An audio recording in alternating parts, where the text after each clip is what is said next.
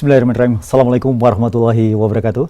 Pemirsa MTA TV dimanapun Anda berada, alhamdulillahirrahmanirrahim, puji syukur senantiasa kita haturkan kehadirat ilahi Rabbi Allah Subhanahu wa Ta'ala.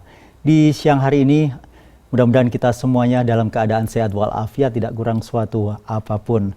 Dan tentu saja sholawat serta salam semoga tercurah kepada junjungan kita Rasulullah Muhammad Sallallahu Alaihi Wasallam beserta para keluarga, para sahabat, dan para penegak sunnah-sunnahnya. Pemirsa, terkait dengan keseharian kita, marilah kita senantiasa untuk selalu menerapkan protokol kesehatan, yakni menggunakan masker dimanapun Anda berada ketika keluar rumah, kemudian juga mencuci tangan dengan sabun, dengan air mengalir pula, dan jauhi kerumunan, ya.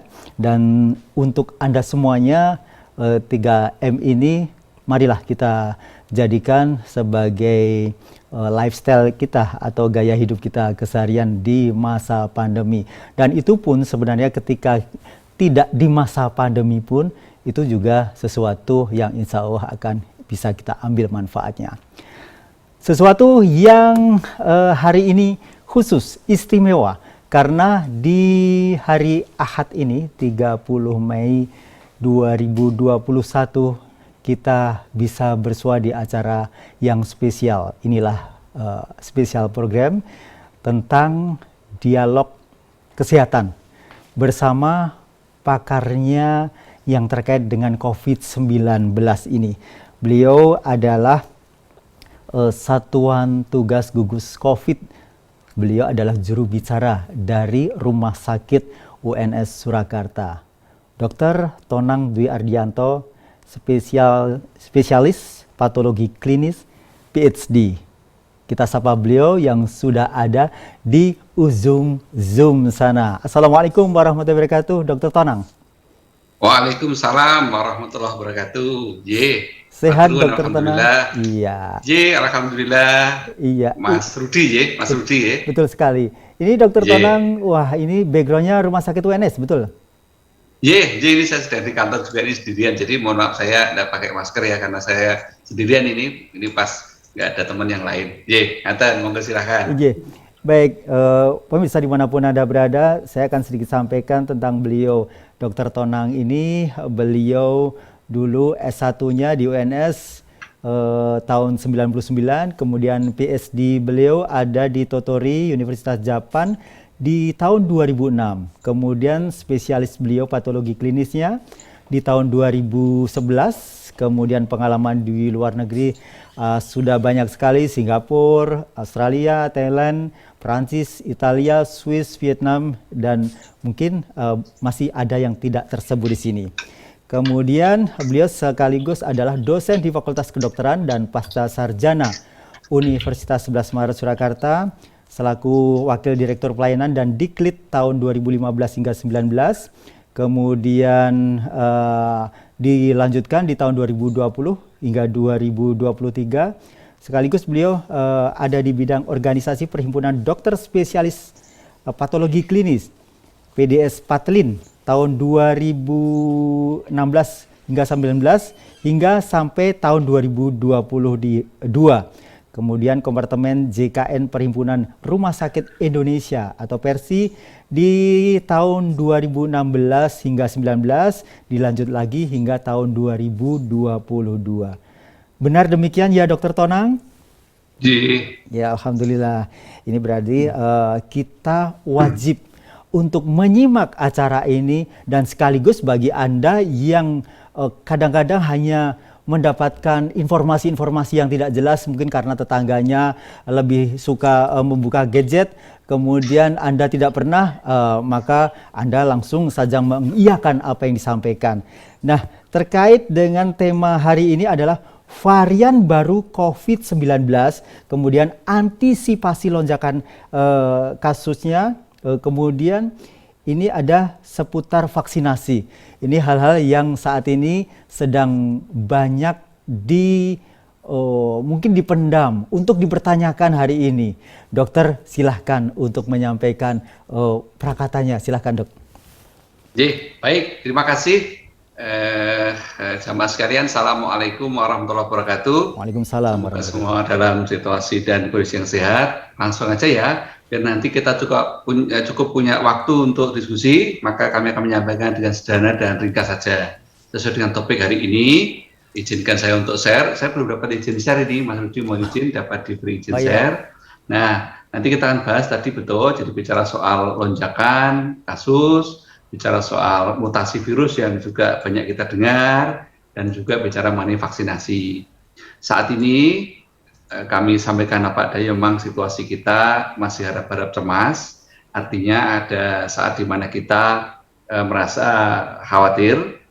Saat ini melaporkan kasusnya itu tidak tinggi, tetapi kita harus hati-hati, karena setelah kita kemarin melewati berbagai momen, di mana ada beberapa kerumunan, ada beberapa kegiatan sosial yang ini bukan berarti kalau seperti itu pasti terjadi masalah, bukan, tetapi kita minimal harus hati-hati bahwa risiko terjadi masalahnya adalah cukup besar. Ingatan, semoga itu hanya khawatiran kita, tapi kan kita tetap harus waspada. Masih nungguin untuk dapat pihak sharing ya, kalau boleh tolong diberi sharingnya.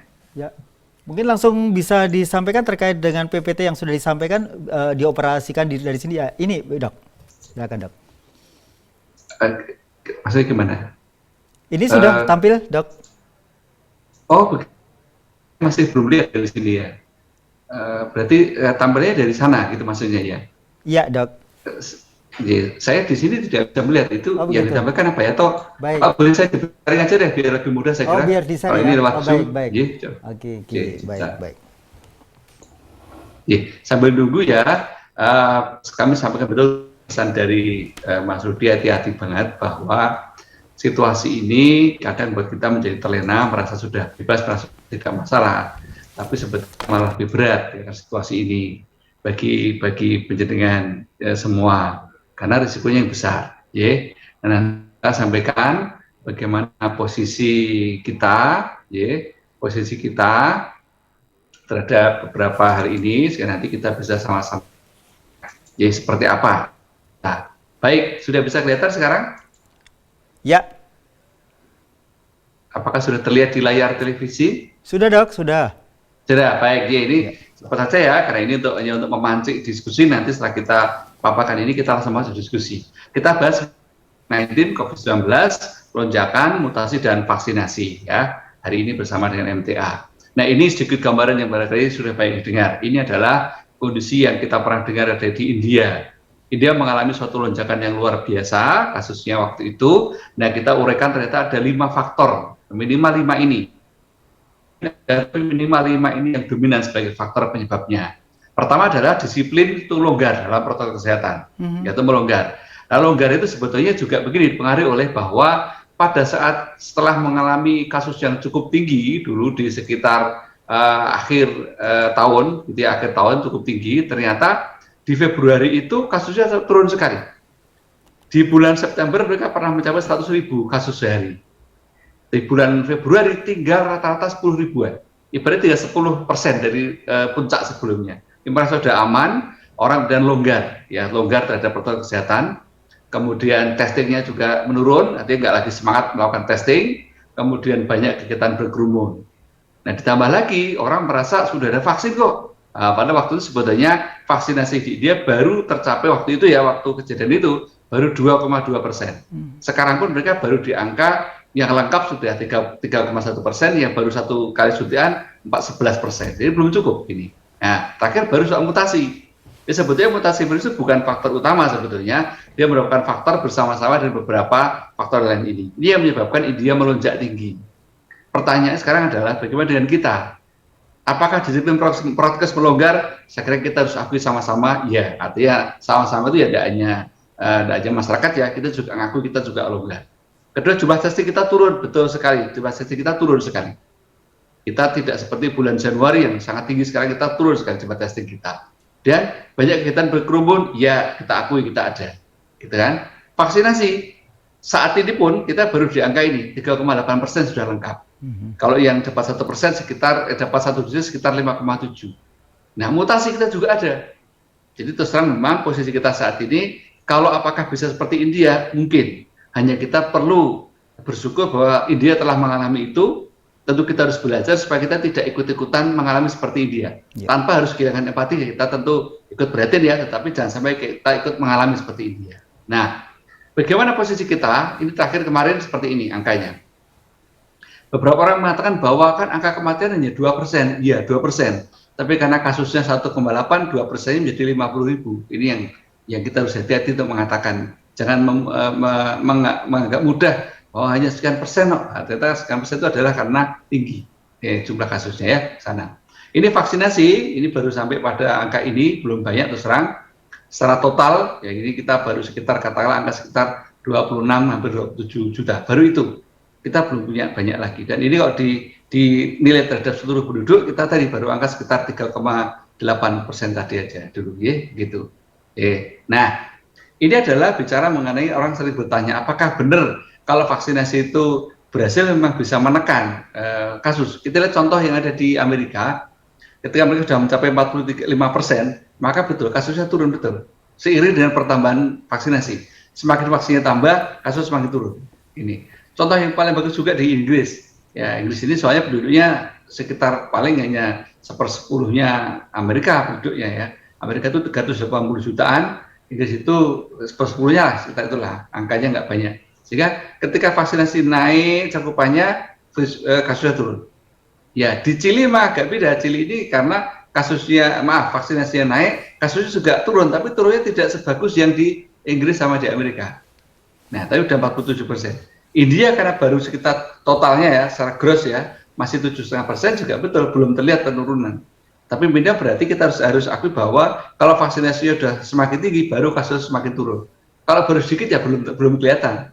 Ya kita ini baru 4,9%, sehingga belum kelihatan betul ini turun naiknya seberapa belum kelihatan benar. Ya begitu ceritanya. Jadi kita harus hati-hati. Nah ini soal kapan kita akan bisa mencapai vaksinasi itu mencapai 75% penduduk, ternyata masih lama terus terang. Masih lama. Ya sempat diestimasi 3 tahun, 5 tahun seterusnya. Terakhir kemarin kita diestimasi masih butuh 3 tahun lagi untuk mencapai 70% tadi. Jadi memang terus terang kita masih agak jauh dari target kita untuk merasa sudah cukup menggunakan vaksinasi ini. Ya begitu. Nah ini kalau dilihat dari tetangga sekitar kita, posisi kita seperti ini ya. Ini bukan berarti kita istilahnya ngeyem-yemi hati atau membuat kita merasa tenang. Tetapi memang kelihatan memang ada yang lebih cepat daripada yang kita dan juga yang lebih lambat. Ya tapi rata-rata kita masih agak kalah dengan capaian beberapa negara ini. Ya. Ini kita harus akui memang kita dalam posisi harus akui ya, itu memang kurang kita kurang, ya begitu. Nah ini soal mutasi sekarang. Jadi kalau lonjakan tadi dikhawatirkan terjadinya puncak lonjakan akibat banyak libur terakhir dengan mudik itu sekitar nanti 4-6 pekan setelah itu, jadi sekitar pertengahan Juni sampai akhir Juni itu yang dianggap risiko paling mungkin untuk jadi puncak kasus oleh karena kejadian kemarin itu ya, oleh karena bukan kejadian, kegiatan kemarin yang banyak berkerumun, banyak loss dalam protokol kesehatan tadi. Nah sekarang kita bicara soal mutasi. Mutasi itu terutama yang paling jelas itu adalah mutasi ini yang paling menjadi perhatian kita. Ya, B1351 itu di Afrika Selatan, dan B1617 di India, dan B117 di Inggris. Di luar itu sebenarnya ada lagi yang dari Brasil. Tapi Brasil ini kan dari kita jauh ya. Brasil itu kan sama kita kan jauh sekali, walaupun sama-sama di Katulistiwa itu kan jauh tempatnya. Tapi kalau yang South Africa itu kan dekat itu, hanya berbatas lautan antara Sumatera dengan South Africa misalnya. Dengan India juga dekat. Inggris juga lumayan, walaupun di Eropa tapi termasuk dekat juga dibanding dengan Brasil. Makanya hati-hati ini. Dan ternyata terbukti kita sudah mulai menemukan beberapa variasi virus hasil mutasi itu di tempat kita. Ini datanya ya. Sudah ada Palembang, seterusnya semua ada di sini. Ini menunjukkan apa namanya dari variasi yang ada itu. Ini yang menjadikan concern kita. Seberapa risikonya ya, begitu. Nah, dengan berbagai tadi, pesan kita cuma satu. Apapun varian mutasinya, yang penting dari virusnya masuk tubuh kita. Itu yang paling penting.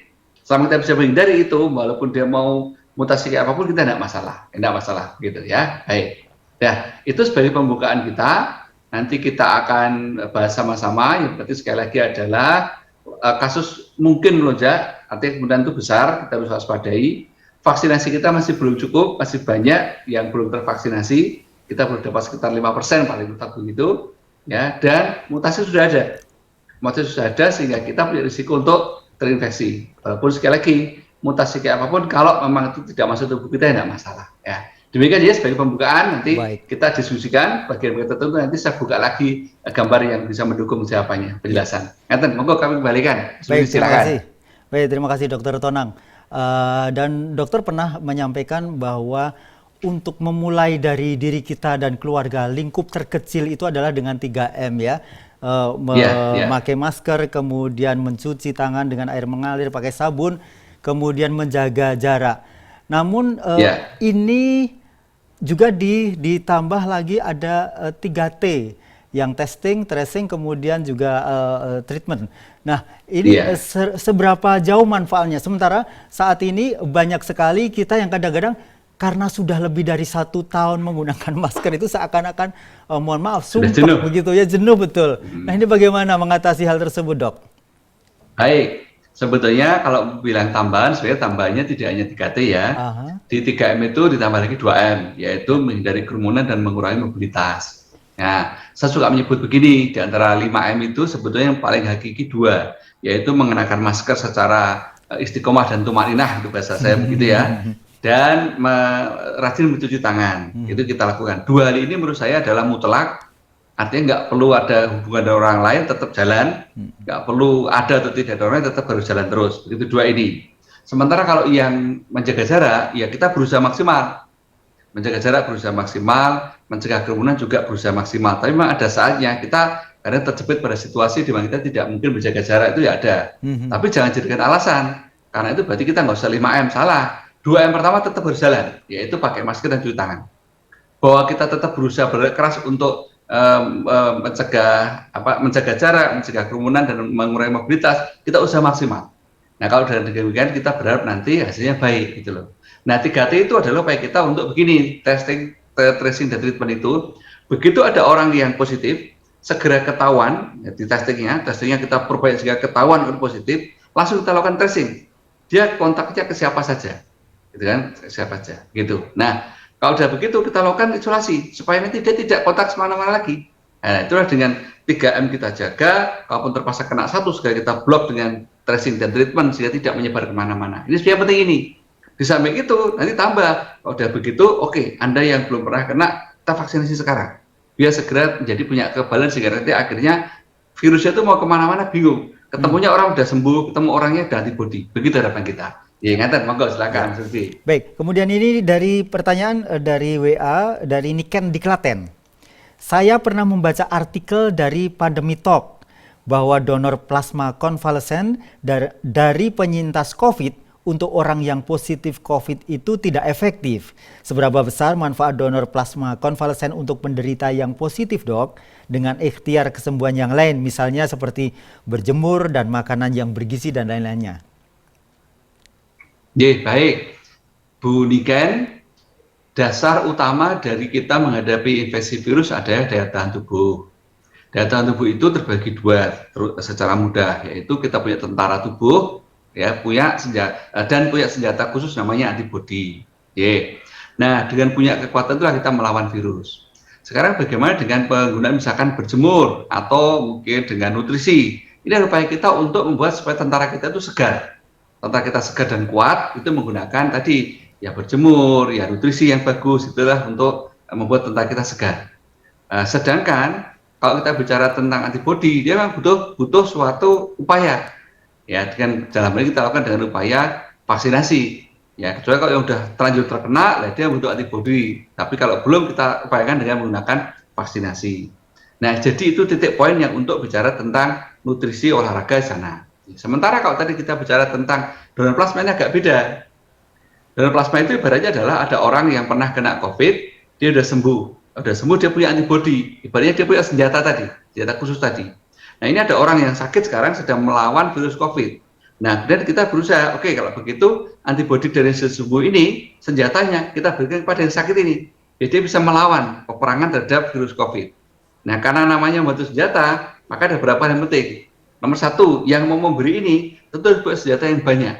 Karena kalau senjatanya sedikit, ya nggak lucu. Senjatanya sedikit dikasihkan orang lagi, kan nggak lucu. Maka harus saya tes dulu, oh iya, Anda punya antibodi cukup, gitu kan. Nah, kadarnya cukup, kita berikan pada yang sakit. Yang kedua, jangan sampai kita memberikan donor plasma itu membawa zat yang berbahaya. Misalnya ya, pada wanita yang pernah hamil, dia terbentuk yang namanya HLA. HLA ini bagi ibu hamil bagus, ya karena mendukung kehamilan. Tapi bagi orang lain, HLA ini bahaya. Maka itulah kenapa kalau yang ibu-ibu wanita yang sudah pernah hamil, maka ini tidak dianjurkan donor saat ini. Karena kita belum sempat ukur ini kalau secara laboratorium ada enggak HLA. Kalau nanti ada malah merugikan orang yang kita beri. Begitu. Nah sekarang pertanyaannya, mengapa ada yang mengatakan tidak efektif? Sebetulnya memang dari dulu terapi plasma itu memang terapi yang sifatnya itu adalah sebelum kita menemukan terapi yang spesifik, ya kita lakukan upaya, apapun upaya itu. Nah salah satu upaya itu adalah dengan melakukan plasma tadi, konvalesen tadi. Nah mengapa ada yang hasilnya sesuai harapan dan yang tidak? Namanya saja sedang perang dengan virus dia. Kita memberikan senjata, ya. Senjata kita berikan tidak akan banyak berguna kalau yang kita beri itu tidak punya tentara yang kuat. Ibaratnya, loh mau dipakai apa senjatanya, mau tentaranya nggak kuat, dan begitu kan. Yang kedua adalah kita mesti memberikan bantuan senjata tadi ketika virusnya ini, orang yang sakit ini sedang melawan virus pada fase awal. Kenapa? Karena kalau dia di fase akhir tadi itu diberi juga nggak terlalu efektif. Oh dia sudah lemas dia kan begitu, atau sudah terlanjur kerusakannya berat. Maka kalau mau mendapatkan hasil yang baik pada pemberian plasma itu adalah kita berikan dalam waktu awal. Nah, ketika dia masih perangnya masih belum sedahsyat kondisi yang berat tadi, kita beri senjata awal, kita beri senjata dari luar sehingga dia punya kekuatan bisa menghancurkan virus yang dalam tubuhnya. Ya begitu ya biasanya. Jadi mengapa laporannya tidak berguna dalam arti karena ini memang memperingatkan kita dalam arti itu. Artinya jangan sembarang memberikan donor plasma. Lihat situasinya, ini waktunya tepat atau terlambat. Nah, kalau terlambat ya Indonesia diberikan tidak banyak efektif karena terlambat perangnya kemana-mana virusnya. Tapi kalau masih waktu yang tepat maka sebelum virusnya berkembang kemana-mana dia tahan dulu ya dengan antibodi tadi sehingga dia bisa kita keluarkan lagi harapan kita jadi baik. Ngatan, ya? Monggo Mas Rudi silakan. Ya, baik pemirsa dimanapun Anda berada, kami membuka kesempatan bagi Anda yang bertanya, bisa melalui telepon, bisa melalui chat di YouTube, di layanan chat YouTube, kemudian ada di WA serta SMS di 08112 553.000, sementara line telepon di 0271 679 3000. Baik, kemudian kita langsung buka untuk pertanyaan berikutnya dari Mas Ahmad di Sukoharjo. Kalau sudah vaksin, apakah tahun-tahun ke depan harus vaksin lagi? Mengingat proses vaksinasi nasional yang lama dan mutasi virus, Dok. Baik. Saya coba beri gambar ya biar lebih mudah, Ya, silakan. Kalau ini harus pakai gambar. Jadi pertama, ini biar kawan saya amati dulu. Kenapa diberi vaksin harus 2 kali? Karena dia harapannya adalah terbentuk kekebalan yang cukup. Ya, ini diberi sekali itu belum cukup, ya. Diberi 2 kali baru antibodi cukup. Secara alamiah, setelah diberi dia akan turun. Secara alamiah, ya. Turunnya ini adalah kalau dia tidak mendapat lagi, sudah tidak ada virus yang nyerang dia, maka antibodi akan turun dia. Nah, suatu saat nanti dia akan turun sekali. Kita mungkin perlu tambahan di saat itu. Kita lakukan penyuntikan yang namanya booster atau penguat, ya, suntikan booster. Nah, hanya sampai saat ini kita belum tahu persis kapan ini akan waktunya untuk kita berikan lagi. Secara teoritis, ilmiahnya untuk vaksin COVID ini diharapkan akan bertahan minimal 1 tahun, minimal ya. Harapannya bisa lebih panjang. Tapi memang kita saat ini belum bisa menjawab betul mau berapa lama, kita belum berani ngomong. Kita hanya secara teoritis kita hitung-hitung kita ada harapan untuk bisa bertahan 1 tahun. Kalau yang melihat harapan terjauhnya lagi harapan sampai 2 tahun. Tapi secara realistis sekarang 1 tahun yang lebih realistis ya. Nah saat itu nanti baru kita pikir soal pengulangan. Nah begitu. Kalau saat ini kita berpikir soal pengulangan belum bisa. Karena apa? Vaksinnya masih kurang. Yang belum dapat sama sekali masih banyak, maksudnya sudah dapat mau mengulang kan, ya nggak logis ya begitu cerita saat ini. Nah, itu yang terjadi seperti ini, supaya kita untuk bisa mempertahankan kadar itu, kapan perlu diberikan ulang, estimasi 1 tahun Pak, estimasi. Tapi kita belum bisa pastikan karena data penelitiannya belum sampai ke sana. Gitu, Nathan. Ya. Baik, tadi yang kedua kenapa Rudi? Oh, sebentar, Dok. Yang kedua mengingat proses vaksinasi nasional yang lama dan mutasi virus. Ya, sekarang soal mutasi, soal mutasi, sebetulnya mutasi itu apa sih yang orang kok suka ngikutin terus, sebetulnya apa atau mutasi itu? Baik, sebentar saya tunjukkan mudahnya. Jadi Bapak Ibu, untuk mudahnya saya sampaikan biar nanti di belakang mudah menjelaskan ya, bahwa kita memberikan vaksinasi harapannya terbentuk antibodi harapannya. Nah, antibodi. Nah, ini dilihat sama-sama antibodi itu seperti ini. Jadi, kalau virusnya masuk, ya kemudian dia akan melawan imunitas bawaan, ya, dia akan memicu bentuk antibodi. Antibodi itu bedanya apa? Kalau namanya imunitas bawaan ini adalah sifatnya adalah semua benda asing pokoknya musuh, dihancurkan itu aja. Ya, itu adalah imunitas bawaan. Kalau kita bicara imunitas antibodi, dia adalah pakai pengenalan dulu. Oh, ini musuh saya, ini paling ini musuh saya. Udah itu saya lawan, begitu ceritanya. Nah, antibodi itu budaya begini. Ini virus COVID, maunya berkaitan dengan sel tubuh kita. Nah, ini cegat oleh antibodi di sini. Begitu cegat, maka otomatis virusnya itu tidak bisa masuk ke sana. Harapannya begitu ya, harapannya. Nah, gitu kan, cerita seperti ini. Nah, sekarang bagaimana dengan mutasi? Ini menarik, mutasi. Nah, mutasinya ya. Apa yang disebut dengan mutasi? Ini pas mutasi. Nah, mutasi itu artinya mudahnya begini. Ini ada virus COVID yang masih asli, dia masih orisinil begitu ibaratnya. Nanti dia punya suatu pucuk, saya sering disebut sebagai paruhnya. Kalau dalam bahasa resmi misalnya adalah protein S-nya, tapi kita suka menyebut sebagai paruhnya. Seperti ini paruhnya ibaratnya. Seperti ini ibaratnya. Biar gampang, saya buat lebih sederhana. Jadi ketika virus masuk itu, imunitas bawaan itu yang sejak ada itu berusaha untuk menghancurkan vaksin virus COVID ini, berusaha menghancurkan. Ya, tapi ada saatnya nanti dia tidak cukup berhasil membersihkan karena jumlahnya banyak.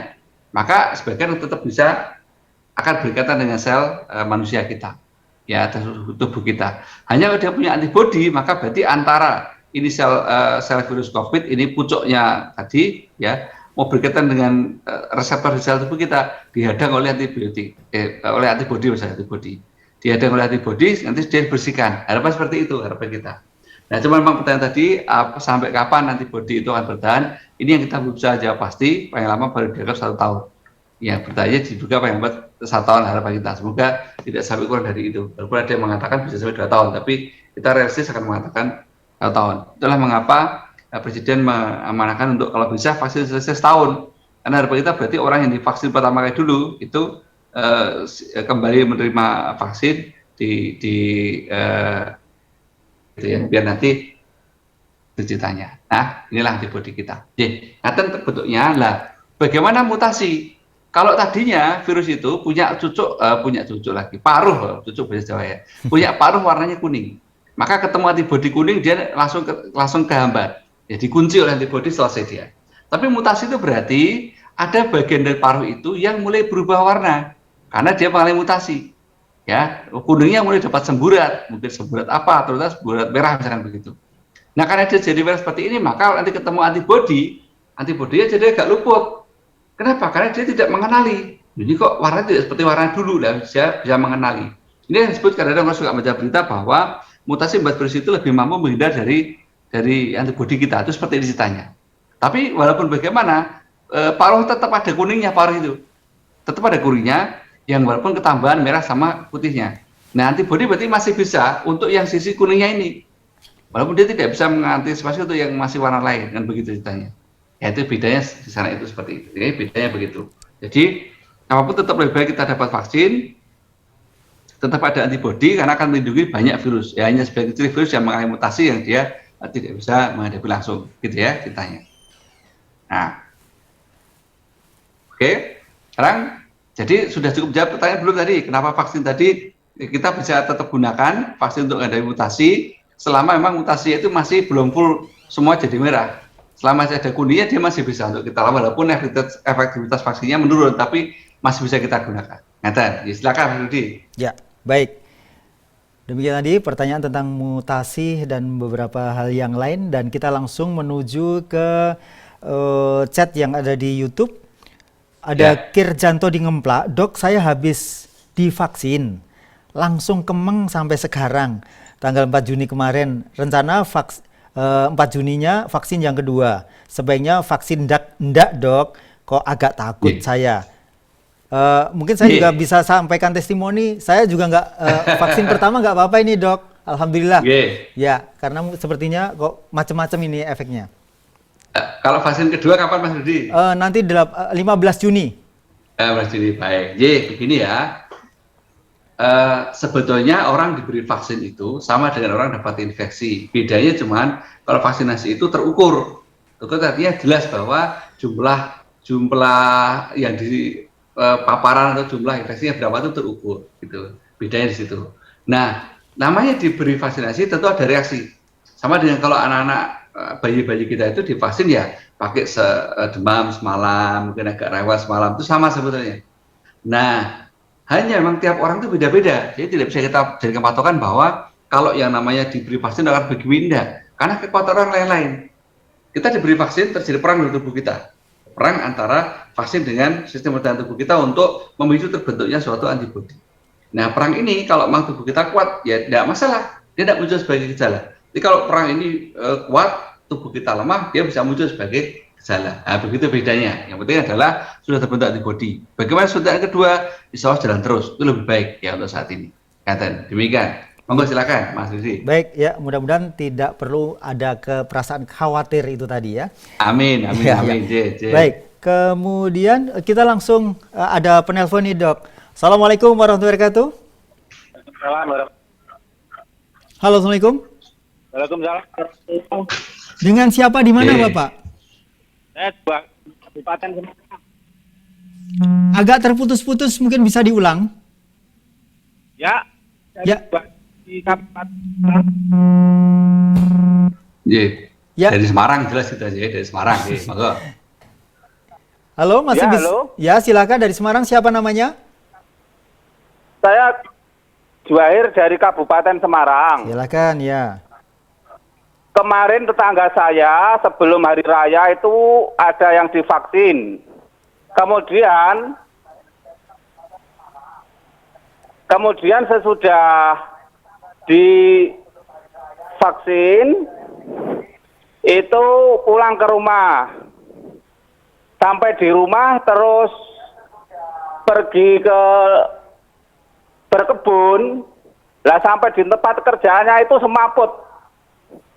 Sampai dia sadar sendirinya. Lah ini mohon penjelasannya dokter. Ya.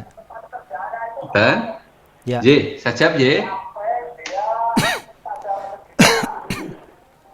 Ya, baik. Pak Baik, Juwair sudah bisa ditangkap ya.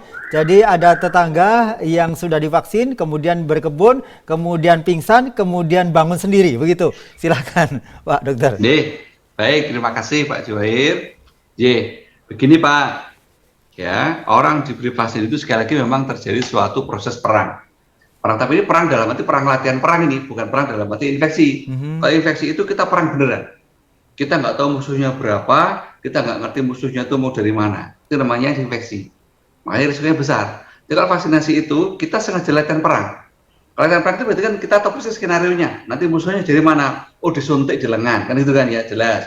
Dan musuhnya seberapa? Oh ada dosisnya, jelas. Apa isinya? Isinya seperti ini, jelas. Itulah bedanya antara orang terinfeksi virus alami dengan vaksinasi.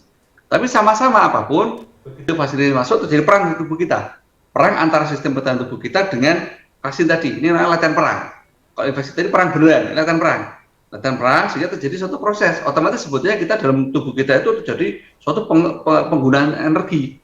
Ya, jadi makanya terus ada yang suka lapar, ngantuk tuh karena pekerjaan ini, pekerjaan perang tadi itu, begitu.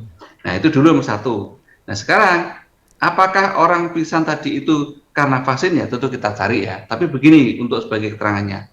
Setelah divaksin itu kita diberi waktu 30 menit untuk istirahat. Mengapa? Karena salah satu dari risiko orang disuntik, apapun itu, ya apapun itu ya, nggak hanya vaksin ya. Apapun risikonya orang disuntik, diberi obat, maka sebetulnya dapat terjadi suatu reaksi yang berat dalam waktu 30 menit pertama ini. Kalau ini terjadi, maka itu masuk yang berat.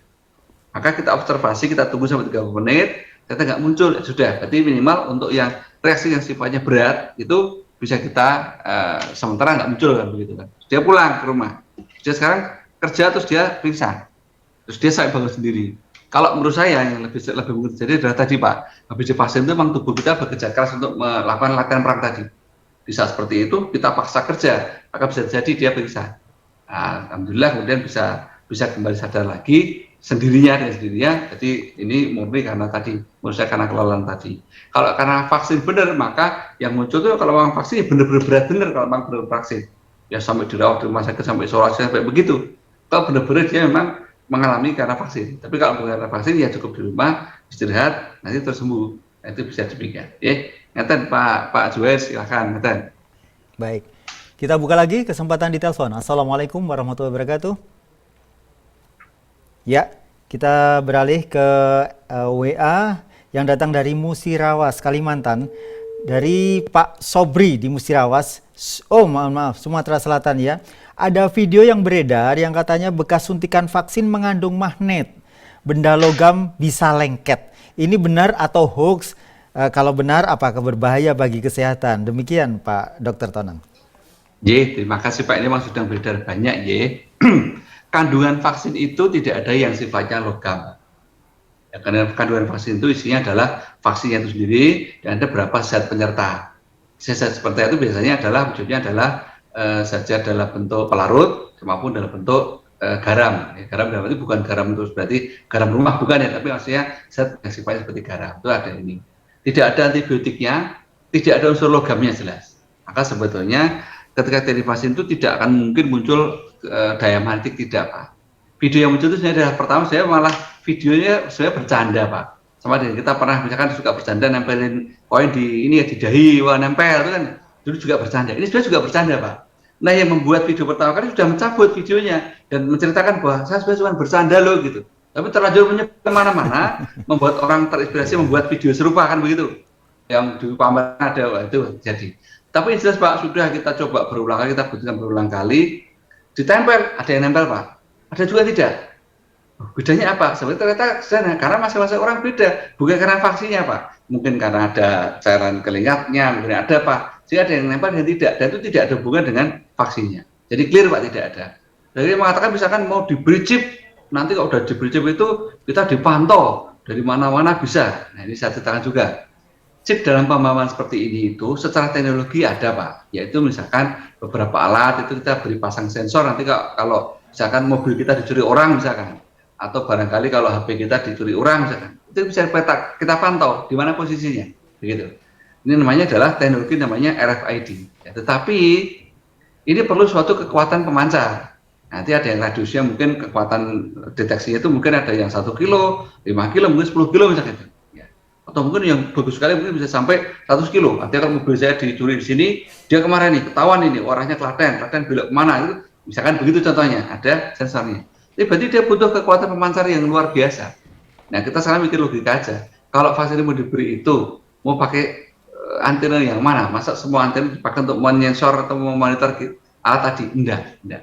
Penggunaan seperti itu untuk kesehatan itu misalnya adalah untuk suatu tujuan memberikan terapi pada kanker misalnya. Kanker itu dia butuh obat dalam ukuran yang kecil partikelnya, maka kita buat partikelnya nano.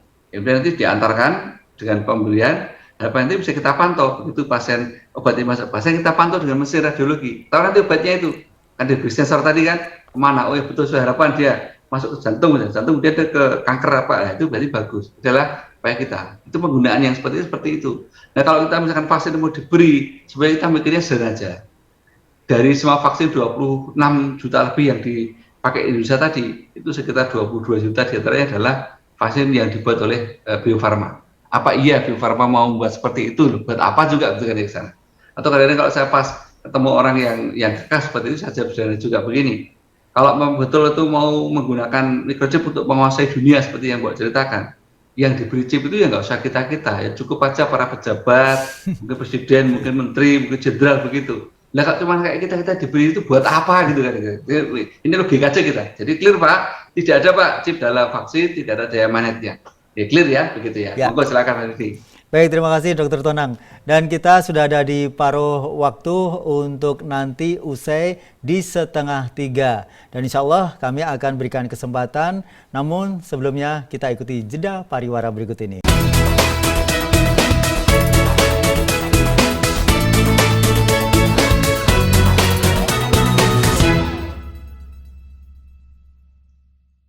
Baik pemirsa dimanapun Anda berada, Anda masih menyimak sajian spesial program untuk kali ini di edisi Dialog Kesehatan bersama Dr. Tonang Dwi Ardianto SPPK PhD. Dan langsung saja ya Dok ya, karena banyaknya pertanyaan Monggo, yang silakan. saat ini sudah masuk. Ini dari Bapak Gozali, apakah penyintas COVID harus divaksin karena sudah punya antibodi? Demikian. Pak Gozali, pertama alhamdulillah kalau Bapak sudah pernah, ini misalnya Bapak loh ya, orang sudah pernah kena COVID dan sembuh, alhamdulillah, kita baru punya antibodi. Apakah orang seperti ini perlu divaksin lagi? Jawabannya adalah lebih baik divaksin lagi.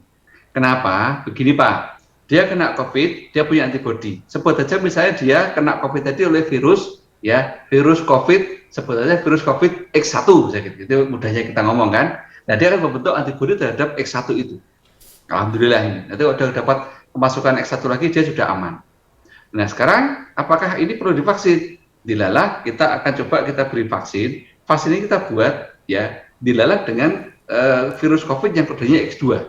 Apa beda X1 sama X2? Tadi itu Pak, paruhnya tadi, ya, paruhnya tadi ada yang paruh itu begini. Tadi saya sudah ngomong soal paruh ya. Ini paruh dari ujung virus tadi itu, ya, kalau masih murni dia warnanya kuning. Itu misalkan X1. Nah, dia jadi X2 kenapa? Ada mulai ada semburat merahnya. Karena ada mutasinya tadi. Begitu mudahnya. Nah, dia kena virus X1, punya antibodi X1, alhamdulillah. Dia dapat vaksin nanti. Nah, vaksin ini ternyata dibuat dengan X2, misalkan begitu. Oh, tapi dia membentuk nanti antibodi X2. Artinya apa? Lebih lengkap dia dapat vaksinnya, dapat antibodinya. Ada X1, ada X2, begitu. Kalaupun misalnya ternyata dia dapat infeksinya X1, di dalam vaksin yang kita buat juga masih pakai X1, apa juga rugi? Oh tidak, nanti antibodi X1 ya akan tambah tinggi lagi. Jadi orang yang sudah pernah kena, sebaiknya dilakukan vaksinasi lagi selama ada dapat giliran. Ibu Bapak dapat kesempatan, gunakan. Jangan disia-siakan untuk vaksinasi lagi. Ngeten, silakan. Ya, baik. Kemudian ini dari Bu Nini di Boyolali, saya penderita asma. Lebih baik ikut vaksin apa tidak Dok? Kalau vaksin hanya 1 kali saja, apa efeknya Dok? Itu saja. Baik, yang paling mudah pertanyaan kedua dulu ya. Kalau vaksinasi diberi sekali saja, itu akan menjadi tidak efektif. Karena memang vaksinasi ini menggunakan virus yang sudah mati. Sudah mati itu memang kekuatan virusnya sudah melemah sekali. Jika dia perlu diberikan 2 kali suntikan untuk mendapatkan efek yang kuat. Beda dengan misalnya anak-anak kita mendapat vaksinasi BCG misalkan. BCG itu cukup sekali karena dia menggunakan bakteri hidup vaksinnya. Atau misalkan vaksinasi campak sekali karena dia menggunakan virus yang hidup. Ya, kalau yang virus hidup itu biasanya langsung kuat efeknya dan bisa untuk bertahan lama. Hanya risikonya kita belum harus tahu persis virus dan bakteri itu bahwa dia kalaupun diberikan hidup itu dia sudah dibuat supaya tidak menimbulkan sakit. Caranya nanti akan ada sedikit bagian tertentu yang dirusak, yang begitu supaya nanti dia hidup tapi dia tidak bisa menimbulkan sakit lagi. Nah, itu kita harapkan. Nah, virus COVID ini kita belum berani menggunakan virus hidup. Kita menggunakan virus mati karena belum banyak kita tahu datanya, maka butuh 2 kali suntikan. Itu dulu. Yang kedua sekarang untuk asma. Begini Bu. Pada prinsipnya, orang vaksinasi itu hanya 2 faktornya. Satu, apakah safe, artinya aman. Kedua, apakah efektif. Nah, dalam hal asma itu, kita bicara mengenai apakah ini aman. Aman itu artinya apakah kalau diberi vaksin, memicu asma ya enggak. Nah, yang paling bisa menjawab pertanyaan ini adalah dokter paru yang selama ini merawat ibu. Ibu bertanya ke beliau, ya, Dok, dokter kan merawat saya selama ini, sudah tahu persis bagaimana kondisi asma saya, Dok. Apakah saya dapat diberi vaksin? Nanti beliau akan merekomendasikan. Beliau akan tahu sejarahnya, oh ini serangannya termasuk yang bagaimana, berat, ringan, sering atau tidak, diobati bagaimana responnya. Nah, beliau punya, oh kalau begitu ini berani kita vaksin. Atau juga beliau punya, nanti dulu Bu, Ibu asmanya belum terkontrol, asmanya masih naik turun, kadang berat, kadang tidak, masih sering serangan lah, nanti dulu, itu juga mungkin Bu. Jadi jawabannya paling pas adalah Ibu bertanya ke dokter yang selama ini merawat asmanya, itu yang akan bisa memberikan jawaban paling pas. Gitu. Yang penting adalah selama memang asmanya betul-betul sudah terkontrol, dokter sudah mengatakan, Dok, ini Bu, asmanya terkontrol, baik, tidak masalah, maka vaksin akan lebih baik. Tapi kalau dokternya merawat mengatakan, Bu, ini belum stabil, belum terkontrol, maka ditunda dulu, itu yang lebih baik juga. Ngaten Bu Nini tadi, Boyolali, silakan. Ya, berarti bertanyanya bukan ke petugas vaksinnya ya, Dok? Bukan, ini lebih kita bertanya ke dokter yang merawat kita selama ini. Nah, petugas vaksin nanti akan bertanya, Bu, Ibu ada asma? Iya. Bagaimana pendapat dokternya Ibu yang merawat? oh ini sudah diberi surat ini, saya boleh divaksin, nah udah, jadi aman, begitu, seperti itu caranya ya, Ya, biar baik. sama-sama aman kita. Baik. Silakan. Baik, ini ada pertanyaan dari saudara kita di Sumatera Barat, Dokter Tamtama ya, dari Bapak Tamtama ya. Mohon penjelasan tentang vaksin merah putih dan vaksin Nusantara. Apakah bedanya dengan vaksin yang sekarang diterapkan untuk masyarakat? Itu yang pertama. Kemudian ini ada pertanyaan panjang-panjang, Dok. Begitu. Ini satu-satu dulu aja, satu-satu dulu, Dok. Ya. Satu dulu ya. Dok. Ini beliau uji kita nih. Baik, kata vaksin merah putih itu sebetulnya sama dengan vaksin yang kita gunakan sekarang. Artinya sama dengan yang kita gunakan sekarang, kan ada yang dari Sinovac, ada yang dari Sinopharm, ada yang dari AstraZeneca. Prinsipnya vaksin merah putih itu sama. Ya, sama metodenya, hanya vaksin merah putih itu kita berharap adalah diteliti dan diproduksi oleh Indonesia sendiri. Apa keuntungan yang kita harapkan? Kalau kita bisa membuat vaksin dari kita sendiri, maka berarti virus yang dipakai adalah virus yang beredar di kita, di Indonesia, begitu maksudnya. Nanti virusnya, ya gampangnya ini virus pribumi, begitu kalau bahasa mudanya ya, virus lokal, gitu. Sehingga nanti dia kecocokannya dengan virus yang pada menginfeksi kita lebih kuat. Walaupun tidak berarti kalau dari luar tadi pasti nggak kuat, bukan begitu. Tapi kan tentu ada kesamaan banyak, tapi ada ciri lokal lah, itu yang kita harapkan dengan vaksin merah putih. Itu dulu. Karena bagaimana dengan vaksin Nusantara? Vaksin Nusantara itu begini ceritanya ya, ini untuk mudahnya saja. Jadi misalnya ya ini hanya contoh ya, misalkan MTA ingin mendapat suatu pengembangan organisasi, maka MTA akan mengirim beberapa kader militan, kader yang teruji ya, kesetiaannya, loyalitasnya, dan kekuatan fisiknya begitu ya, kepandaiannya kita rekrut, kita lakukan camping, artinya training center khusus di sini.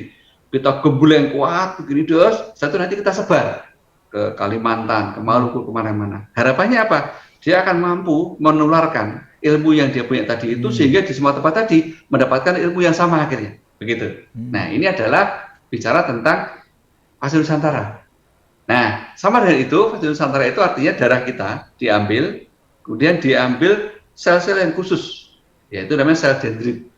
Sel dendrit itu sel yang khusus, diambil, kemudian dilakukan tempaan dengan berbagai paparan antigen. Diberi antigen. Nah, saat nanti dia sudah punya ilmu kebalnya ini, dimasukkan ke tubuh kita.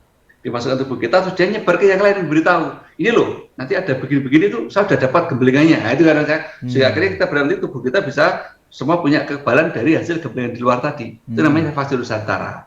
Nah, kalau kita buat perbandingan, kalau kita memberikan vaksin dalam arti sekarang kita gunakan ini semacam tablik akbar. Artinya semua datang, diberi ilmu oleh Ustadz begitu, tentu namanya tablik akbar. Ada yang nangkapnya 100%, ada yang nangkapnya mungkin 80%, ada mungkin nangkapnya cuma 50%. Nah, yang nangkapnya 100% dia langsung kuat ilmunya, begitu kan? Yang nangkapnya 80% agak kuat. Yang nangkapnya cuma 50%, ya tentu separuh-separuh. Nah, yang nangkapnya cuma 25%, ya dia tuh lebih lemah lagi. Artinya apa? Berarti nanti yang bosor 50% ini harus diulang lagi, gitu kan? Berapa bulan lagi, geblek lagi, tablik akbar lagi. Itu gambaran dari vaksin umum. Nah, vaksin Nusantara tadi beda. Nah, apa berarti masing-masing ada keuntungannya? Kalau tablik akbar itu segera kita bisa lakukan sekarang, segera dapat orang banyak, segera bisa melawan, namanya melawan infeksi begitu ya, infeksi. Gitu. Walaupun responnya variatif. Kalau yang vaksin Nusantara ini, ya kita ambil kader militan, kuat, teruji, ya dilakukan. Tetapi ini memang berarti hanya khusus untuk orang sedikit ini. Ya nanti dia hanya bisa dikembalikan ke MTA lagi begitu. Beda organisasi bisa beda, karena apa? Masing-masing tentu ada kekhususan. Nah, inilah bedanya dengan vaksin Nusantara. Maka vaksin Nusantara itu bagus, kita harapkan nanti berhasil ya. Kalau nanti berhasil itu bagus untuk sifatnya perorangan. Khusus saya diambil darah saya, digembleng, kembalikan pada saya. Nanti Mas Rudi diambil darahnya, digembleng, kembalikan pada Mas Rudi, begitu. Nah, tentu ini kalau bicara soal pandemi nggak pas. Kalau pandemi bagusnya yang tablik akbar tadi, jadi vaksin bareng-bareng semua begitu. Nah, ini semua tentu ada kelebihan keuntungan masing-masing ya. Tidak berarti kita mengatakan bagus mana, tapi sesuai dengan tujuannya tadi. Nah, begitu ini sebenarnya gambaran ini sebenarnya menjawab pertanyaan dari Pak Tamtama tadi. Monggo lanjut lagi silakan. Yang kedua, pertanyaannya adalah vaksin yang diberikan sekarang pada kenyataannya masih menimbulkan sakit dari ringan sampai berat. Kemudian ada teman beberapa minggu lalu pasca vaksin melakukan uji rapid test antibody ternyata negatif. Pertanyaannya, adalah apakah vaksinnya protektif, begitu dok? Baik, kalau misalkan saat ini kita sedang berdiri di tepi tebing, tebing itu longsor, ya sudah sangat kelihatan mau longsor ini, bahkan titik bawah itu sudah longsor. Kita kecepit, di depan kita ada sungai, sungainya ternyata dalam arusnya deras, gitu kan. Kita bisa selamat dari longsor tadi kalau bisa menyeberang sungai ini. Maka ada yang terpaksa nekat nyebrang sungai, wah dengan segala upaya mungkin ya terbentur batu, mungkin hanyut sebagainya. Yang banyak adalah non-Jawa tidak selamat. Walaupun ada juga satu dua, setelah dia berhasil dengan perjuangan berat, bisa berhasil walaupun dia susah payah. Itulah gambaran ini, bahwa kita saat ini hadapi COVID, ada yang ketika hadapi itu ya bisa baik, artinya tanpa gejala. Ada juga yang dengan gejala berat tapi tetap selamat. Ada juga yang mohon maaf terpaksa fatal, begitu. Ini. Nah, tentu harapan terbaik kita adalah kalau bisa ada satu jembatan, jembatannya itu dengan fondasi yang kuat, dari bahan tor beton, besinya kuat, lebar, terlindungi aman gitu ya, pegangannya kiri kanan ada pagernya, jalannya sudah bagus, kita bisa nyebrang dengan tenang. Itu yang terbaik. Masalahnya untuk bisa membuat jembatan seperti itu butuh 5 tahun. Gitu. Kalau nunggu 5 tahun sudah terlanjur kita longsor, susah kita. Maka kita terpaksa kita gunakan yang ada. Yang ada baru apa? Jembatan bambu. Jembatan bambu hanya setitian, hanya sempit, masih licin gitu ya. Hanya diikat dengan tali biasa, belum sempat kita lakukan pekerjaan yang kuat. Tapi kalau kita hati-hati, kita tetap bisa sampai ke sana. Tetap bisa sampai ke sana. Walaupun harus hati-hati sekali. Mungkin juga sempat terpleset, sempat harus bergantung bambunya, tapi tetap bisa selamat sampai ke sana. Nah, itu harapan kita. Itulah gambaran kita sekarang. Kalau kita menunggu vaksin yang bagus, vaksin yang betul-betul seperti harapan tadi, ya minimal 5 tahun. Bahkan rata-rata bisa 15 tahun. Nah, tentu kita tidak mungkin bertahan selama itu. Selama nunggu itu pandemi sudah kayak apa jadinya. Ya kita terpaksa gunakan yang jembatan bambu tadi. Walaupun sekali lagi namanya jembatan bambu, ya tadi itu belum bisa menjamin semuanya betul-betul mulus. Ya ada 1-2 yang kepleset, ada 1-2 yang harus sampai bergantungan di bambu, harus ada yang berpegangan, harus ada yang wah gitu pelan-pelan sampai sana, tapi tetap bisa sampai ke tujuan. Itulah gambarannya. Semoga udah bisa menjawab pertanyaannya ya, gitu. Karena yang kedua tadi, habis divaksin kok rapid test antibodinya negatif. Kalau mau ngetes, yes, nanti dulu. Apakah habis divaksin harus kita tes? Tidak. Itu kampus sudah mengatakan. Loh, kalau begitu taunya gimana? Nah, kalau memang pengen tahu, kita jelaskan dulu. Bahwa kalau Anda selesai vaksinasi mau ngetes antibodi itu, yang kita tes itu bukan yang seperti kita melakukan rapid test biasa. Beda. Kalau habis vaksinasi itu yang kita tes bukan soal rapid test antibodi biasa. Kita gunakan namanya tes yang mengukur ada berapa antibodi. Namanya adalah antibodi kuantitatif namanya. Nah, itu cara tesnya agak beda dengan yang rapid test biasa. Maka kalau setelah dites, ternyata dia setelah vaksin, kita mau tes itu, kita gunakan yang ini, jangan yang biasa. Maka bisa beda. Nah, menggambarkan tadi saya sebutkan mengenai jembatan bambu, kita juga sampaikan. Ada orang yang habis divaksin itu, antibodinya baik bertahan lama. Itu yang kelompok yang mulus misalkan, yang bisa melewati bambu dengan tenang. Ada kelompok yang diberi vaksin, sebentar dia tinggi antibodi, tapi segera habis. Ini mungkin kelompok yang lewati bambu, tetapi dia terpleset misalkan, dia harus bergantungan begitu sampai tepi ada. Ada yang diberi vaksin itu segera tinggi antibodinya, gitu ya. Terus tapi dia terus turun. Ya turunnya itu masih bisa bertahan baik, walaupun dia harus perjuangan keras, mungkin dia kepleset berkali-kali, dia mungkin harus berpegang, bisa sampai serba ada. Ada lagi yang kita diberi vaksin, ternyata dia untuk bisa menjangkau jembatan bambu tadi, itu aja dia sudah kepleset duluan. Sehingga terpaksa dia harus perjuangannya adalah ini, mungkin dia harus bergantung ke bambu sejak awal begitu, berulang sekali dia berjuang sampai ke seberang ada. Nah, ada juga yang terpaksa mohon maaf, sudah diberi jembatan bambu, tetapi tidak bisa mencapai jembatan bambu itu. Itu juga ada, ini adalah kondisi kita. Nah, kita belum tahu nih, orang ini masuk yang mana enggak. Nah, maka kalau ada sampai yang diberi vaksin, dites dengan antibodi yang kuantitatif, tetap belum terukur, ini mungkin termasuk yang perjuangannya berat tadi. Tapi jangan khawatir, walaupun kita dites antibodi kok tidak terukur, kita tetap punya namanya sel memori. Sel memori itu adalah sel yang merekam data tentang virus COVID tadi. Nanti kalau ini, sel memori ini, ada virus masuk lagi, dia udah tahu minimal, oh ini virus yang itu. Oke, segera kita genjot lagi, produksi antibodi lagi. Walaupun antibodinya produksinya masih lemah, tidak apa-apa. Nanti dia masukkan virus lagi, genjot lagi. Nanti lama-lama akan terbentuk antibodi yang akan kuat. Itu yang kita alami sekarang. Ya, begitu ceritanya. Ini kalau risetnya begitu. Mas Rudi, silakan. Ya. Selanjutnya pertanyaan terakhir dari beliau, Pak Tamtama, ini pada kenyataannya yang sudah divaksin masih bisa terinfeksi dan menyebabkan klinis ringan sampai berat. Dengan durasi waktu bisa lebih dari 2 minggu. Dengan kondisi vaksin yang seperti ini, apakah benar vaksin Sinovac bisa menjadi endpoint atau titik akhir penyakit? Jadi dengan cakupan vaksinasi 75%, apakah bisa protektif untuk seluruh penduduk? Itu saja. Baik, kita harus melihatnya dengan utuh. Kalau orang sudah pernah divaksin, sudah punya antibodi, apakah masih mungkin kena reinfeksi? Sebenarnya kalau kita cerita agak panjang. Intinya adalah kalau antibodi kita agak turun, dia bisa kena lagi. Ya, hanya minimal sudah punya antibodi sehingga kita berharap gejalanya tidak berat, gitu ya. Dan begitu sudah ada masuk itu segera membentuk antibodi lagi sehingga dia bisa segera menahan laju virus tersebut. Adanya orang yang sudah terinfeksi atau sudah tervaksinasi, sudah punya antibodi, kok tetap kena dan berat, itu hanya 2 kemungkinan. Satu, kalau virus yang masuk itu banyak sekali. Saking banyaknya sehingga tubuh kita kalah, ini jebol pertahanan kita. Itu satu. Cara ngatasinya gimana? Sederhana. Jangan biarkan virusnya masuk banyak. Caranya gimana? Ya pakai masker, ya cuci tangan, itu yang jelas itu. Sana. Yang kedua, kenapa bisa dari berat tadi adalah kalau kita kemasukan virus yang hasil mutasi. Kalau virus hasil mutasi ini menyebabkan tadi itu bahwa antibodi kita tidak cukup pakem karena sudah ada perubahan dari virusnya. Nah, tapi walaupun tidak cukup pakem, dia tetap ada efeknya.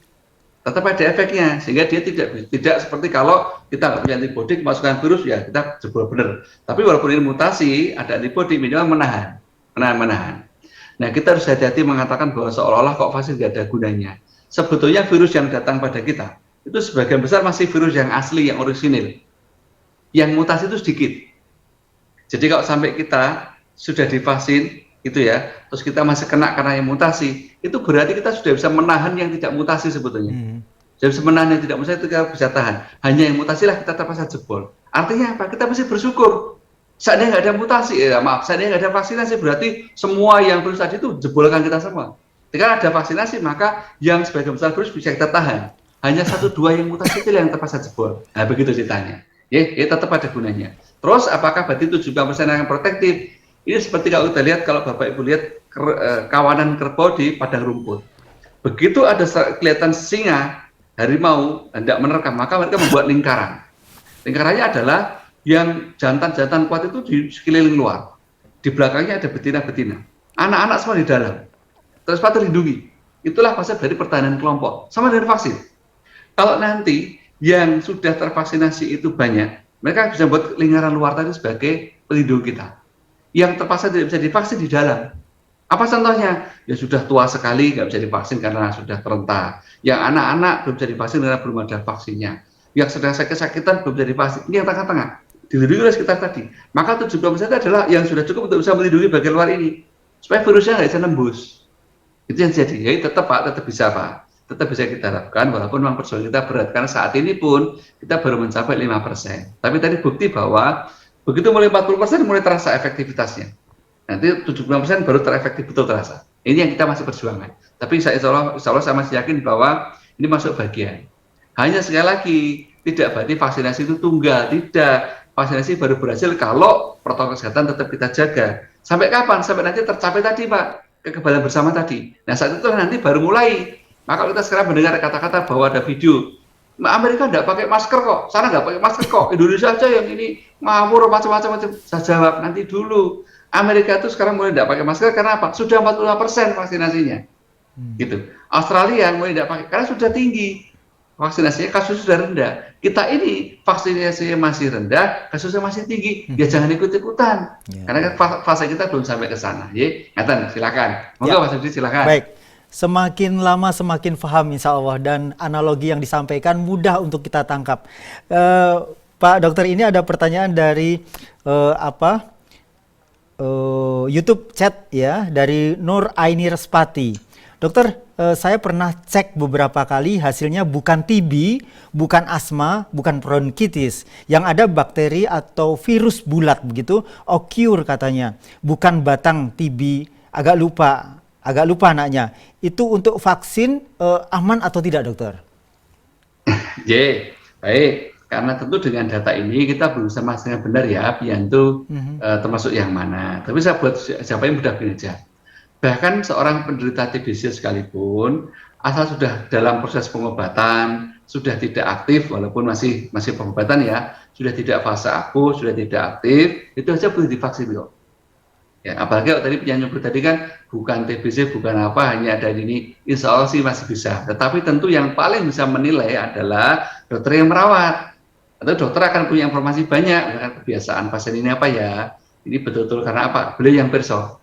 Maka dokter yang merawatlah yang punya kewenangan yang pas untuk ditanya apakah saya boleh pasien atau tidak. Tapi insya Allah selama tidak ada sakit yang sifatnya itu akut tuh begini ya, masih lemas sekali, masih demam tinggi, masih macam-macam, masih sesak nafas, masih gini, itu namanya akut.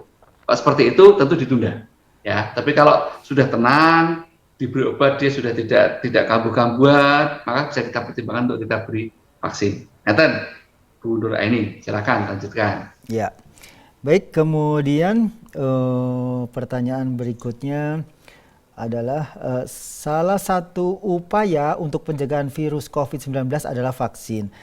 Akan tetapi kenyataan di masyarakat ada sebagian yang menolak untuk divaksin dengan alasan bermacam-macam. Bagaimana cara menyadarkan kepada masyarakat untuk menolak yang tidak ingin divaksin tadi? Padahal perkiraan vaksin selesai dilaksanakan untuk masyarakat seluruh Indonesia dari 3 sampai 5 tahun, Dok. J, untuk saat ini daripada kita habis energi untuk bersitegang, bersikukuh, berdebat dengan yang memang masih menolak, usul saya sederhana. Sudahlah yang masih menolak, sementara ya sudah biarlah menolak dulu saat ini. Kita berikan saja kepada yang memang sudah bersedia. Mengapa? Karena terus terang aja, saat ini vaksinnya masih terbatas. Jadi yang bisa dapat vaksin itu sudah alhamdulillah. Bahwa masih ada yang menolak, sudah biarlah dulu sementara kita berikan pada yang bersedia dulu. Nanti pelan-pelan kita ajak diskusi, pelan-pelan kita lihat bagaimana kondisi yang divaksin itu. Siapa tahu alasannya hanya karena takut misalkan. Ternyata setelah dibuktikan, itu ternyata tetangga saya tidak apa-apa. Oke. Nanti itu yang itu kok sakit begini? Ya kita jelaskan, sakitnya begini-begini. Lah monggo, tidak ada namanya obat, tidak ada namanya suntikan yang tanpa risiko. Semua ada. Hanya kita mesti berpikir mengenai manfaatnya seberapa, risikonya seberapa. Manfaatnya kita maksimalkan, risikonya kita cegah, yang kita lakukan. Jadi sekali lagi, kalau ketemu orang yang masih belum mau vaksin, sudah jangan diajak ribut, jangan diajak debat terus. Biarlah sementara masih begitu, yang sudah mau aja kita vaksin sekarang. Sebenarnya itu nunggu perkembangan, semoga yang semula tidak bersedia tadi menjadi bersedia. Nah, nanti sambil menunggu itu kita coba bicara pelan-pelan. Alasannya apa toh? Kalau karena takut ya kita sampaikan, ya udah silakan cermati yang menjalani apakah risiko atau tidak, seperti apa silakan. Kalau alasannya misalnya tidak efektif kok, ya sudah kita tunggu sama-sama ya, apakah nanti betul-betul efektif karena toh ternyata di negara lain ternyata efektif, gitu kan? Nah, nanti terakhir misalkan ini mungkin yang bagi MTA ya misalkan, semoga sih enggak sih, tapi yang lain ada. Soalnya itu udah halal, ya sudah ya monggo udah seperti itu silakan, monggo mau pegang fatwa MUI mau apa ya, monggo. Sementara saat ini sekali lagi jangan diajak berdebat. Nanti kita bisa energi untuk saat ini ya, jangan diajak berdebat sekarang. Ngaten, monggo Mas Rudi. Ya, baik. Kemudian pertanyaan berikutnya datang dari Pak Bandi Subandi di Jogja mengenai antibodi. Saya menderita yang disebut autoimun, Dok. Apakah untuk saya vaksinasi bermanfaat, Dok? Baik. Autoimun ada beberapa Pak, tergantung dari antibodi apa yang menjadi penyebabnya. Prinsip dasar, vaksinasi itu yang betul-betul dilarang, itu hanya pada orang yang alergi terhadap vaksin dan komponennya. Seperti itu Pak, prinsip dasar. Selama tidak ada alergi terhadap vaksin dan komponennya, maka sebetulnya tidak ada kontraindikasi yang sifatnya mutlak. Nah, sekarang kita mengukur apakah misalkan autoimunitas Bapak ini termasuk yang sudah terkendali atau belum, Pak. Misalnya, yang sering memicu apa sih kita kenali. Dan bagaimana respon terhadap obatnya. Seberapa berat kalau sampai terjadi serangan. Itu adalah yang kita jadikan pegangan, Pak. Nah, nanti ini kita diskusikan dengan dokter yang merawat penjenengan. Selama ini, Pak Bandi, beliau akan punya data, oh frekuensi serangan sekian. Oh responnya seperti kalau diberi obat. Oh sekian derajat beratnya. Nanti beliau akan ukur mana. Secara prinsip sebetulnya secara prinsip tidak ada diberi vaksin terus autoimun kambuh, tidak. Hanya kan kalau diberi vaksin itu tubuh kita kemudian akan terjadi tadi Pak, latihan perang Pak antara vaksin dengan tubuh sistem imun kita. Nah kadang latihan perang seperti ini kalau autoimun kita belum stabil bisa ikut terpancing Pak. Itu aja masalahnya. Nah, selama dokter sudah melihat oh ini sudah aman, sudah terkendali, selama ini responnya baik, oke, vaksinasi boleh begitu. Nah, termasuk nanti mungkin juga dokternya akan begini, ini vaksinasi boleh, tapi saya sarankan yang ini, jenis yang mana vaksinnya, bisa aja Pak, nanti tergantung dari dokternya. Oke, itu yang untuk jawaban Pak Bandi. Sekarang saya nambah sekalian, barangkali ada pernah mendengar bahwa misalnya katanya yang AstraZeneca itu, dok, tidak boleh untuk yang sakit jantung misalkan. Nah itu begini yang betul. Bagi Bapak Ibu yang selama ini mendapat terapi dalam tujuan untuk mengencerkan darah, ya karena gangguan dari pembekuan darah, dapat obat yang untuk mengencer darah, maka nanti kalau mau vaksinasi tetap harus dokternya dulu. Dokternya akan mengukur, orang ini dulu saya beri obat seperti ini, dulu begini, sekarang seperti ini, oke sudah membaik, oh sudah stabil, oke masih boleh. Oh ini kok masih begini, jangan dulu, mungkin juga. Atau ini saya boleh vaksin ya, tapi saya akan sarankan untuk menggunakan vaksin yang mana, itu boleh.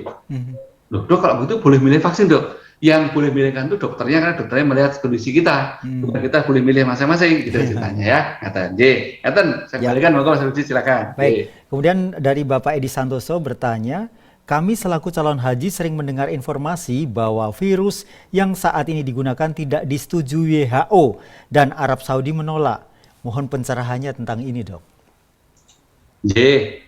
Harus saya jelaskan pelan-pelan sekali. Jadi WHO itu memiliki program yang namanya adalah Gavi atau COVAX. Mudahnya adalah WHO itu memberi kewajiban kepada para produsen vaksin bahwa harus menyumbangkan vaksinnya sebagian agar WHO bisa memberikan ke semua negara itu diberi vaksinnya, diberi vaksinasi untuk minimal 10% penduduknya.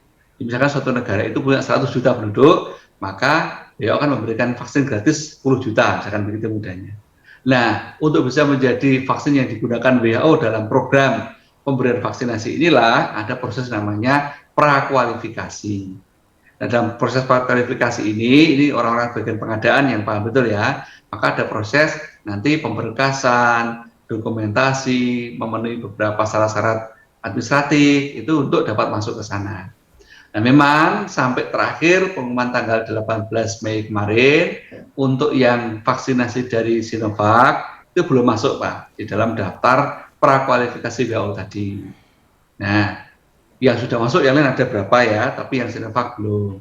Nah kebetulan sejauh ini pemerintah di Saudi Arabia memang memiliki aturan bahwa yang boleh masuk adalah yang sudah mendapatkan vaksinasi, yang vaksinnya itu masuk di dalam daftar prakualifikasi tadi, begitu bahasanya.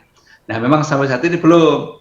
Dalam daftar WHO itu diperkirakan tapi ini baru perkiraan, maka untuk yang Sinovac itu diharapkan bisa terbit sebenarnya pada bulan Mei ya, semoga begitu harapannya. Tapi ini kan Mei tinggal 2 hari, nanti kita pantau lagi. Semoga segera ada perubahan bahwa yang dari Sinovac itu bisa masuk, itu harapan kita Pak. Tapi apapun ini semua adalah kenyataan, kita tidak bisa sepenuhnya mengatur dari sisi kita karena ini adalah kewenangan dari WHO, tapi ini pemerintah Republik Indonesia sudah sedang berjuang keras ini untuk memenuhi syarat-syarat tadi, syarat-syarat birokratif, syarat-syarat administratif tadi kita penuhi betul. Sebenarnya kalau dari segi efeknya vaksin sudah diakui, tidak masalah, efektif. Tetapi namanya prakualifikasi pengadaan itu harus ada berkas macam-macam Pak. Berkas macam-macam ini yang sepertinya dari Sinovac belum lengkap. Itu begitu ceritanya. Kita doakan semoga pada saatnya nanti memang sudah saatnya harus ada yang tindak haji, tindak umroh, maka sudah clear masalah ini. Semoga demikian Pak. Sama-sama kita doakan. Amin. Terima kasih. Baik. Kemudian dari Pak Muyas Mukim ini, pertanyaan bagus. Saya pendidik PAUD di lembaga kami sudah 100% pendidik mendapatkan 2 kali vaksinasi.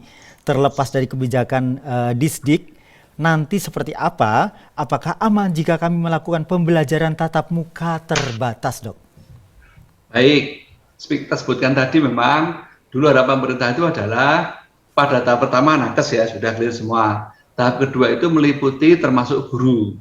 Harapan waktu itu, kalau gurunya sudah divaksin semua, kakek neneknya sudah divaksin semua, orang tua sebagian sudah divaksin juga, karena mungkin orang tuanya termasuk pegawai pemerintah, atau mungkin termasuk pelayanan publik, atau termasuk Bahkan di Sewu ya, pedagang di pasar atau pelaku-pelaku usaha kan sudah mulai dapat vaksin tahap kedua.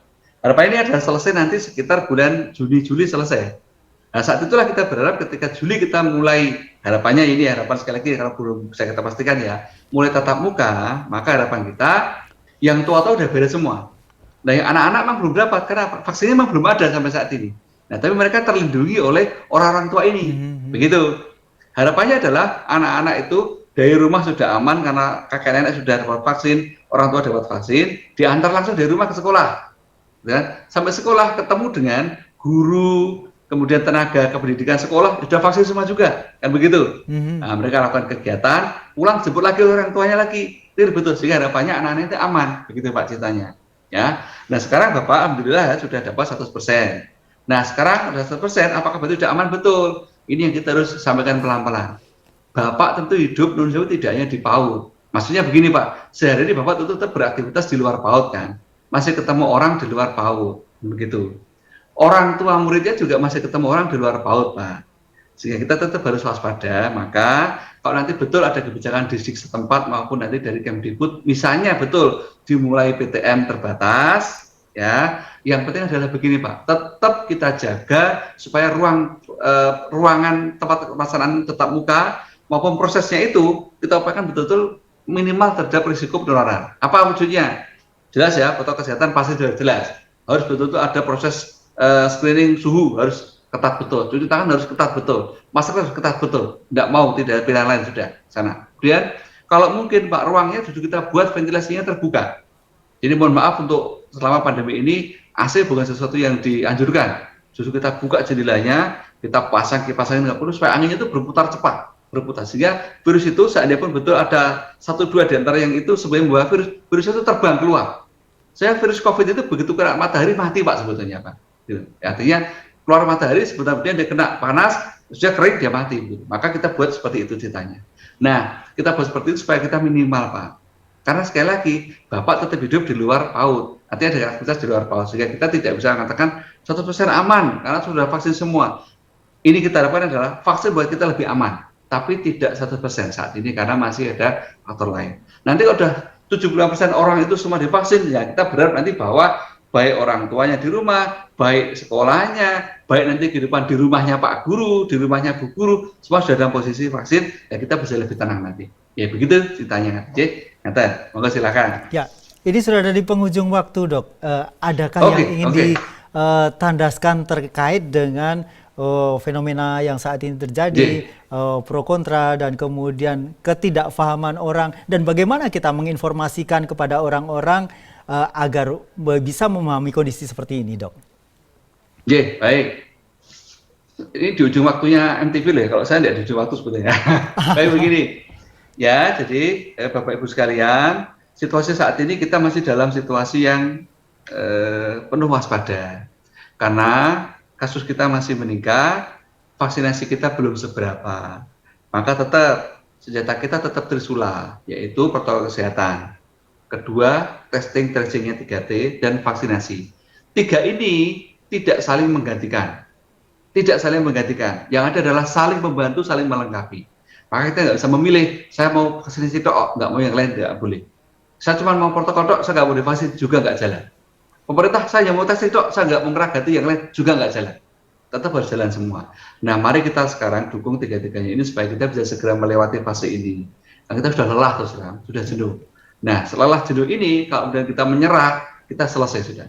Kita harus tetap dalam posisi semangat, semoga segera teratasi, ya, dengan trisula tadi, kita bisa segera lepas dari pandemi ini. Nah, titik inilah menurut saya, Nyun Sewu bagi kita yang kaum muslimin, kaum muslimat ini ada beban tambahan. Jangan sampai muncul sesuatu berita, muncul suatu informasi yang itu kemudian bernada tidak enak untuk kita. Misalnya terjadi klaster di mana, klaster kegiatan apa, yang itu adalah seolah-olah identik dengan kegiatan kita. Itu yang kita harus hati-hati sekali karena itu menjadi beban berat bagi kita bersama. Kata dari saya, tetap semangat, jangan patah semangat untuk kita sendiri maupun untuk semua orang di sekitar kita dan masyarakat semuanya.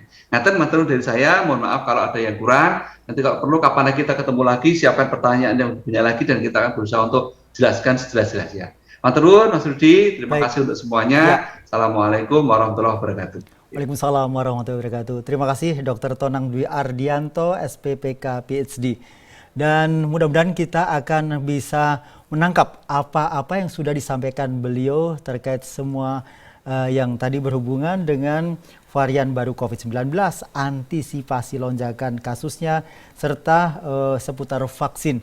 Dan mudah-mudahan kabar yang baik tadi bisa kita sampaikan bagi yang saat ini tidak dapat mengikuti secara langsung melalui MTA TV dan YouTube. Mudah-mudahan kita juga masih bisa bersua lagi dengan beliau untuk mendapatkan informasi terkini terkait dengan COVID-19. Akhirnya saya Rudi Arfianto, mohon maaf atas segala kekurangan. Billahi taufiq wal hidayah. Assalamualaikum warahmatullahi wabarakatuh.